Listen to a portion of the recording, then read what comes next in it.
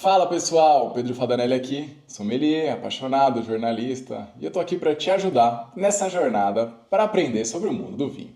E hoje a gente vai falar de um assunto que muita gente fala por aí, mas a gente vai entender o que é. O que são os taninos, como eles afetam o vinho, como a gente pode harmonizar isso, tudo de uma forma prática e descontraída. Se você já tomou um vinho que deixou a sua boca muito seca ou você teve uma sensação de amargor, você já sentiu a ação e poder dos taninos. E a gente vai falar sobre isso hoje nesse vídeo. E o que são os taninos então? Eles na verdade são os compostos naturais que estão presentes nas cascas da uva, na semente da uva e nos engaços, que são aqueles cabinhos onde seguram as uvas. Além disso, eles estão presentes em outras frutas, em chá preto, em cascas, em nozes e até mesmo em chocolate amargo a gente tem tanino. Sabe quando você toma aquele chá preto e a sua boca seca, você sente uma sensação mais áspera? Isso também é o tanino. Ou quando você come aquela banana verde e dá aquela amarrada e travada na língua, isso também é um tanino. Uma parte mais técnica, eles são um grupo chamado polifenóis. Eles têm uma função muito importante no vinho que é de conservação, eles são antioxidantes. Então para os vinhos, aqueles vinhos mais especiais que precisam de tempo para envelhecer, o tanino é um super fator para que eles aguentem mais tempo. E como a gente sente o tanino quando a gente está degustando uma taça de vinho?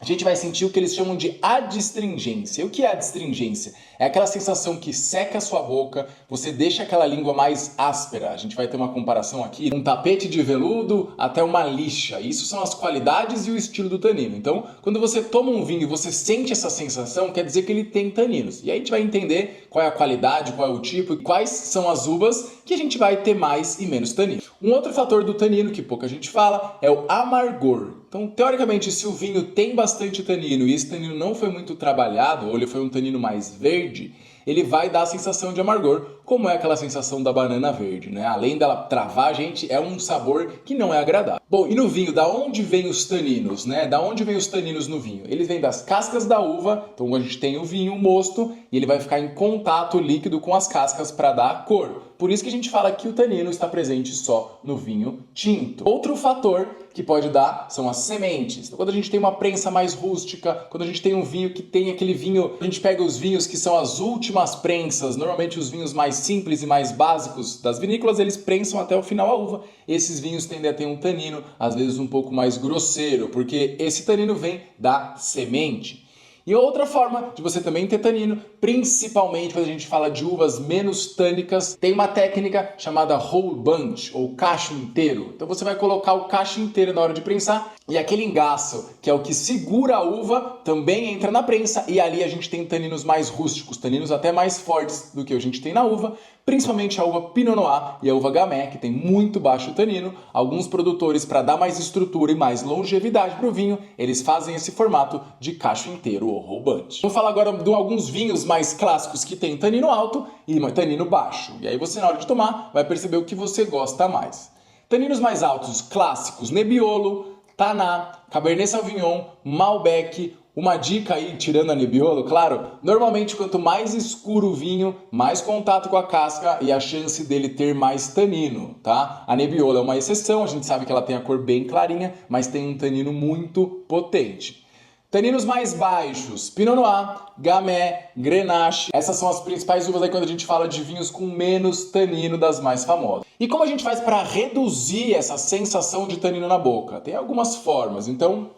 O envelhecimento do vinho. Quanto o vinho mais passa tempo na garrafa, né? O que acontece? Esse tanino ele se polimeriza. E essa palavra difícil que é? É uma cadeia de molécula que ela vai crescendo. Quanto ela for maior de tamanho, menos a sua boca sente a sensação. E aí que a gente tem aquela escala que eu falei para vocês, de uma lixa até um tapete de veludo. Vamos falar dos grandes clássicos que tem um tanino muito aveludado. Para mim são os vinhos de Bordeaux. Se você já provou algum bom vinho de Bordeaux, você vai perceber que ele é tânico, ele tem uma estrutura, mas parece que aquilo desce de uma forma muito redonda, de uma forma muito agradável, e isso são taninos aveludados. A harmonização é uma ferramenta, uma arma muito importante para a gente contrabalancear os taninos. E por isso que a gente sempre fala carnes gordurosas com Malbec, com Tannat. E porque a gordura ajuda a diminuir essa sensação de tanino. Então por isso que eles acabam combinando. Vai tomar um vinho mais estruturado, um vinho mais tânico, combine com um prato mais gorduroso. Isso vai ajudar muito a você perceber menos essa sensação de taninos mais grosseiros. Aeração. O que é aeração? Colocar um vinho num decanter. mas não no sentido de decantar, de separar o sólido do líquido, mas de aerar. O oxigênio ajuda a dar uma amansada nos taninos. Então pegou um vinho muito jovem, pegou um vinho muito tânico e quer dar uma amansada, coloque esse vinho num decanter por um tempo de 30 minutos, uma hora, e você vai perceber. E o que eu sempre falo, faça a experiência. Na hora que você vai decantar, prove uma tacinha. E depois de uma hora você prova de novo, para você entender o que aconteceu com o seu vinho nessa uma hora. E muita gente coloca o tanino como vilão. Será que o tanino é um vilão? Não, o tanino é um estilo de vinho. Vinhos mais encorpados, vinhos mais estruturados, tendem a ter mais taninos. E aí tem pessoas que gostam e não gostam. E aí com isso você vai entender, eu quero buscar um vinho mais aveludado ou um vinho mais velho. O meu paladar são vinhos com menos tanino. Então eu vou tomar vinho branco, vou tomar vinho rosé, vou tomar vinhos mais leves, a Gamay e a Pinot Noir.